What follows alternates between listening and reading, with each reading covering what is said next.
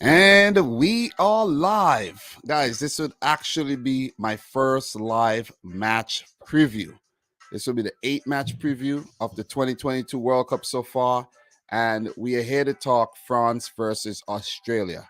I've actually been recording the videos for these previews, but time has been catching up to me, and it's not easy with everyday life and still managing to watch games and put out previews. The first round is indeed going to be tough. These first 16 matches, oh man, very, very difficult. So, look, in today's video, we will be previewing the match between France, the holders, and the boys from down under, Australia. So, sit back, relax, and enjoy. So I'll be using the same format that I used in the videos just to make sure it's well streamlined and we get all the information out there. So I'm just going to click to this cutaway. We have France versus Australia right there. And I have my notepad.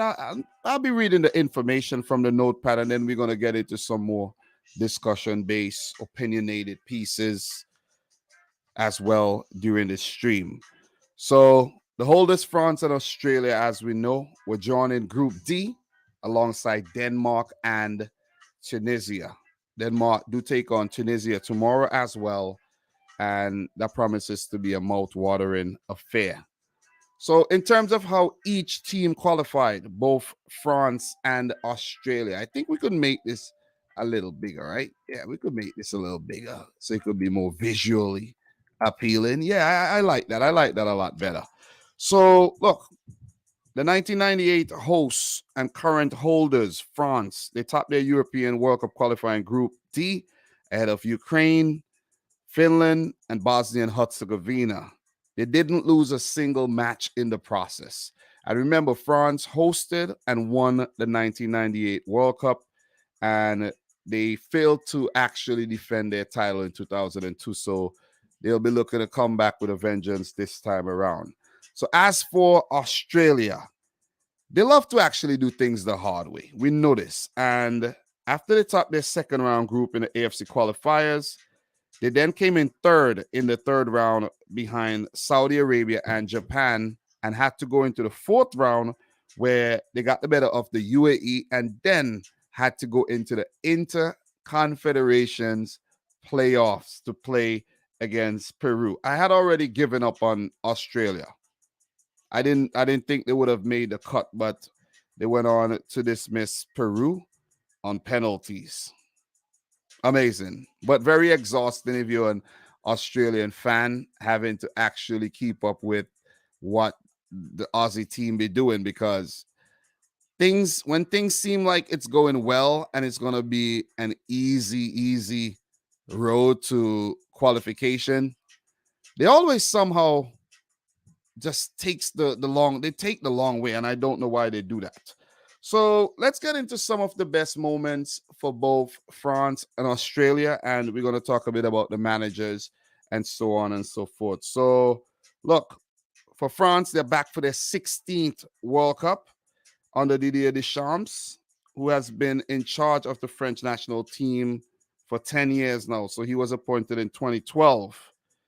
He took home gold for France at the 1998 World Cup as the captain, and then he did so again as a coach in 2018.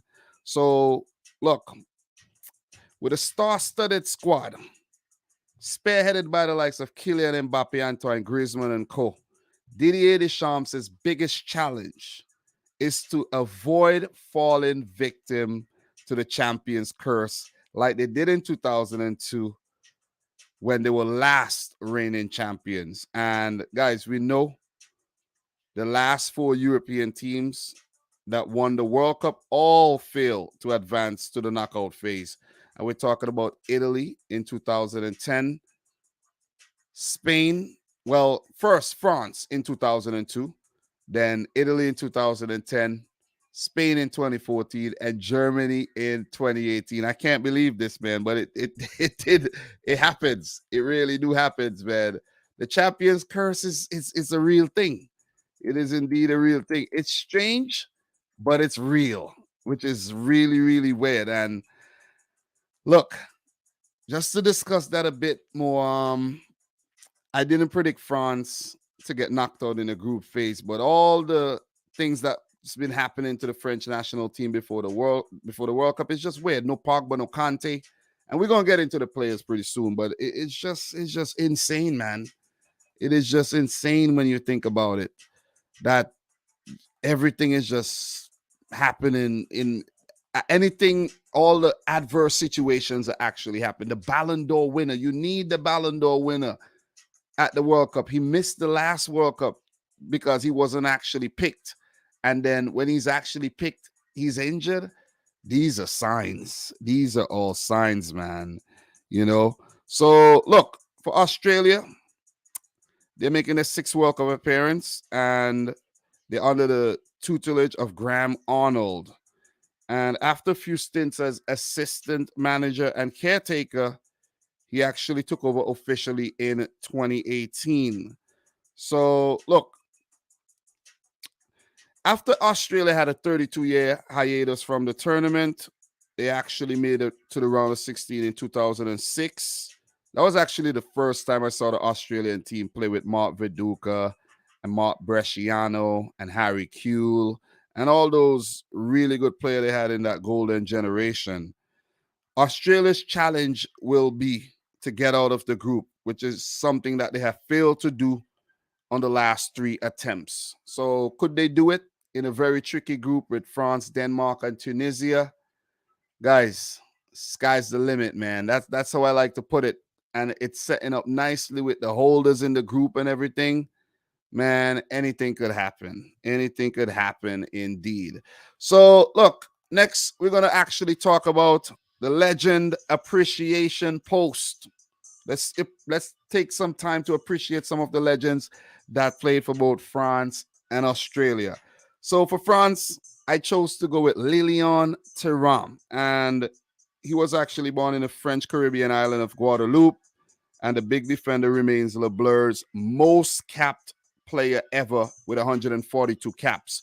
Hugo Lloris actually has 139, so he should surpass Lilian Thuram eventually, but as of now, Thuram holds a record for the most caps. So the former Monaco and Juventus man enjoyed a 14-year career, which includes winning the 1998 World Cup. And another fun fact is his son, Marcus Thuram, is part of the current French squad. So all the best to his son, all the best to France, and Lilian Thuram will definitely be looking on, cheering his team on. So for Australia, I went with Mark Viduka, and the former Leeds United striker starred for Australia at the 2006 World Cup and had an 11-year international career in which he made 43 caps, scoring 11 goals. He was definitely one of the standout players for me when Australia made a run to the round of 16 back in 2006. So let's get into a bit of head-to-head when it comes to these two teams. Remember, guys, this is the official preview / prediction for the Australia and France fixture in Group D. I usually do not do these live, but I have to start doing a bit more of these live so I could actually get them out. So, look, this is France's record versus Australia. This is their head-to-head. They have met each other on 5 separate occasions, with France winning 3, Australia winning 1, and the other game ending in a draw. You could see the 2001 Confederations Cup there, where Australia actually beat France. I think that was in the group phase of the tournament as well. And interestingly, they met each other at the 2006 World Cup, where France went on to win that game 2-1, and eventually went on to win the World Cup, as we know. So that's the head-to-head. We're not going to get deeper into that, but we have to move on. And let's talk a bit about the form for both teams going into the World Cup, which is something very, very important. And let's talk about that right now. So let's talk about France. So, look, they lost to Denmark, defeated Austria. That's the Nations League. Let's just check out what they did in the Nations League, and then we'll come back here. So, Nations League, Group 1. They came in third, which is a poor performance in my opinion. But they did manage to win the last edition of the Nations League. So, that's a feather in their cap there. But they came in third behind Croatia, who they played in the final of the 2018 World Cup. And Denmark, who they're grouped with at the current World Cup, has become a bogey team for the French national teams. 5 points, not good at all. 1 win, 2 draws, and 3 L's. Very, very poor performance there by France in the group, I have to say.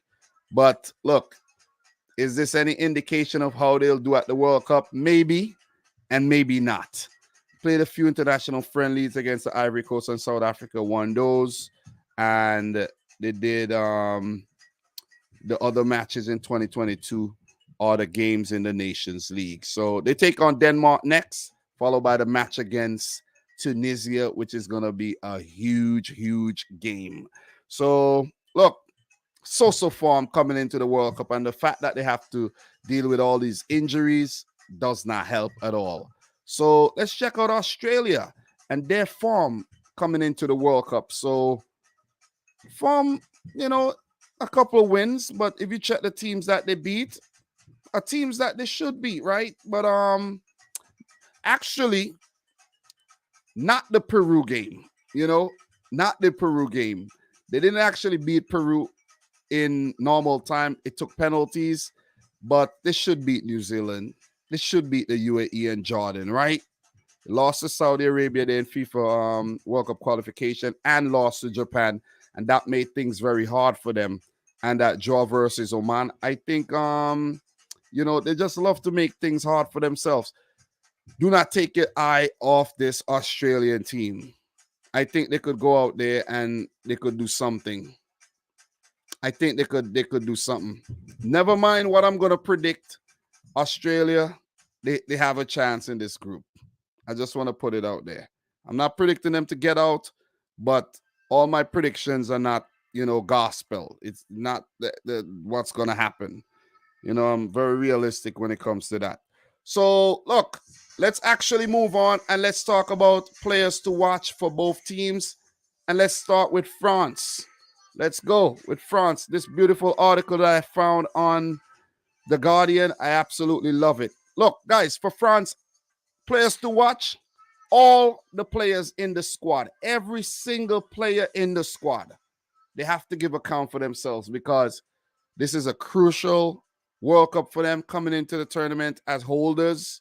Everybody, Lloris, the backups, everyone's going to be involved in training and everything. And this team has to break the curse. They have so much talent, guys. Look at that. Pavard coming back. Varane, Newman, Axel Disasi, along with Saliba and Kunde and Fofana. Look at so much talent. The Hernandez brothers. It looks as if they used the same picture for Theo and Luca. It looks all right. Upamecano and Konate. This team cannot get knocked out in the group phase, guys. It just won't happen. It just won't happen, guys. It's like I can't fathom this happening at all. I really can't. I can't. I really can't. I think, was I actually scrolling on the wrong page? But I can't, man. We go into the midfield. The midfield is where it looks a little suspicious, right? Inexperienced to Chouameni and Kamavinga. Veretout got some experience, but these are not players that really gonna take the bulls by its horn. Guendouzi has come through really well, and Rabiot is a veteran that's been around the team. The forward, some new men in the forward line. Randall Muani has been doing well for Frankfurt. Kingsley Coman, you know how good he could be. Marcus Thuram called up in the squad. Ousmane Dembele has to step up. Mbappe, we know how good he is. Giroud, is he going to be the starter? Or are we going to see Randall Muani or Thuram get the start? Some experimental thing done by Deschamps. Antoine Griezmann. this French team cannot get knocked out in the first round, man. I won't believe it. If it happens, I listen, I'll be in awe. So we talk Australia, right? I'm gonna admit I do not know this Australian team like I know the French team, but the players I know, Matt Ryan, he's gonna be the number one, um, what you call it, goalkeeper. I don't know why I ran a blank there, and he's the captain. There's a lot of experience in this team with guys like Milos Degenek and Aziz Behich. These guys have been around for some time. They're gonna burden the defensive workload. And Thomas Deng. I don't know this player very well, but he is, one of those players from, African descent, along with the likes of, we scroll down, Garan Cool and Awema Bill. They all look like brothers. They all look like they could be family. South Sudan. Awema Bill and Deng are from South Sudan, and Garan Cool is, similar background. So keep an eye on these players. I think these three players could be wild cards that, anything could happen. But they also have some mainstays in this team. Aydin Hurstich, who plays for Hellas Verona. Aaron Moy. A player to watch for real is Riley McGree. Very good on the ball. And Keanu Bacchus. I never heard of these guys. Some of these, I never heard of them. Jackson Irving is a veteran around the team. Matthew Leckie. They're going to need these guys to come good. And Jamie McLaren as well. Mitchell Duke. These guys been around for some time. They're going to need these guys to step up if Australia are to even stand a chance of getting something from this game against France. So these are my players to watch, man. Could Australia shock? Man, they could spring a surprise because they're unpredictable bunch. So, guys, we're going to move into the fun facts section. And with that being said, let me actually see if I could pull back up my FIFA page. Pull back up my FIFA page, and we could actually, get back into the action there, man. How are you guys loving the World Cup so far? Because I've been loving it. Indeed. So, look, just trying to pull back up my FIFA page here. But, the FIFA website always giving me problems, man. Always giving me problems. So big up to everybody watching the live stream right now. Appreciate you guys tuning in. You guys are the real deal indeed. All right, I found a really, really nice page here with the French national team. Just gonna pull that up and share that with you guys. So let's take a look at that. I like this. This is a very, very nice touch right there. Right, too bad Benzema won't be at the World Cup, right? So, look, fun facts, man. Fun facts. Moroccan-born striker, French-Moroccan to be exact, Just Fontaine scored 13 goals in 6 matches at the 1954 World Cup, including 2 hat-tricks, a 4-goal haul included in that one. It remains the record for the most goals scored at a single World Cup tournament. So big up to the French legend, Just Fontaine. As for Australia, guys, I don't know if you knew, but Australia are the only team to be crowned champions of 2 different confederations, winning the OFC Nations Cup 4 times and the AFC Asian Cup in 2015 when they hosted it. And I think they are the only country to have actually qualified for the World Cup from 2 separate confederations, the OFC and the AFC. There's been a few countries that switch confederations, like Israel bouncing through OFC, AFC, and also UEFA that they're part of now. And Kazakhstan, I think, were part of the AFC and now they're part of OFC. UEFA, pardon me. I don't know why I said OFC. So, guys, it brings you to the part where I let you know my prediction for this game. Who's going to win this game? Is it going to be France? Or could we see Australia walk away with a result from this match? If you predict, let me tell you this. If you predict If you predict Australia to get something from this game, I have to say you have a whole lot of balls. You have a whole lot of balls, man. Do I have the balls to predict Australia to win or even pick up a draw? Guys, I don't. I really don't. I do not have the balls to predict that. I don't. I just can't see this French team messing up. I can't. I know a lot of people would be gutsy and say, yeah, a 1-1 draw. Go Australia. Get it done. But it's just, the squad is just too good. Even with the absentees, with Kimpembe and Pogba and N'Golo Kante, Benzema, all missing, and a few more. This team is still too stacked up to not defeat Australia, Tunisia, and maybe get something against Denmark. Or if they don't, they would have done enough to go through to the next round. I just can't see. I really just can't see France losing or drawing to Australia. They're just too good, man. The problem now would be selection. Who's gonna start tomorrow for France? Who's gonna be in the defense? Koundé, Upamecano. I don't know. You see what I mean? Luca Hernandez, Pavard, Theo Hernandez left back. I don't know who we're gonna see. We know we're gonna have Lloris in goal. Griezmann's gonna play. We're gonna see Dembele from the start, Coman from the start. So that's the only question. Who's Didier Deschamps gonna go with up top, Giroud or Kolomuani? What are we gonna see?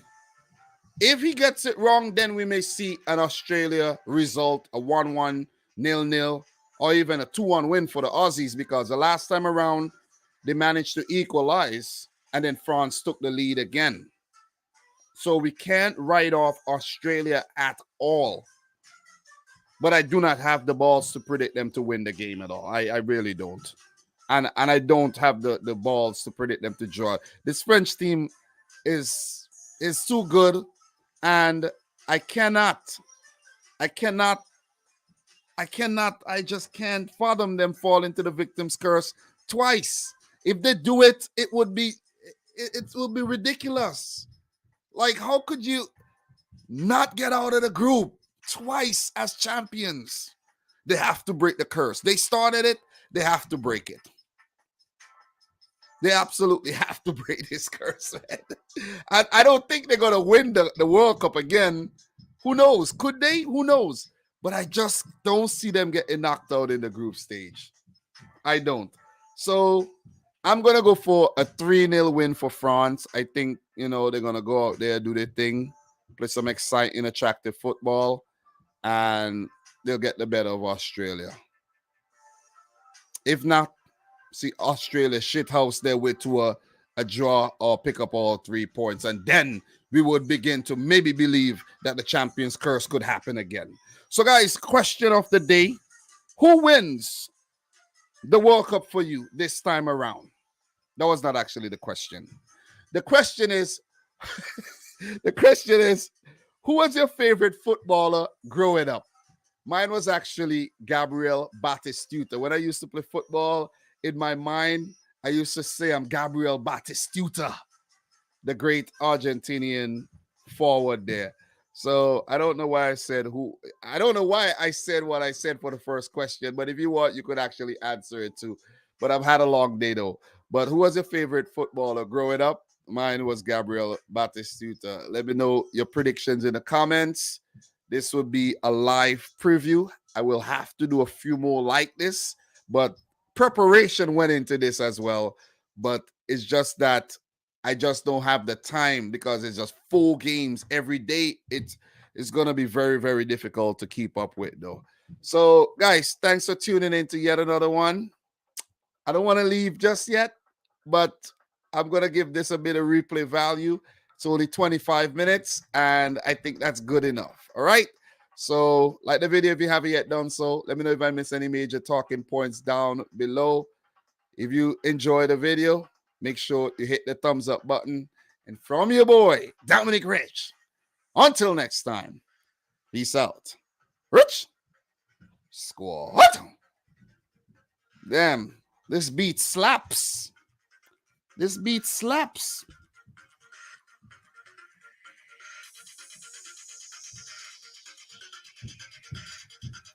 Oh, look, I look like a DJ, right?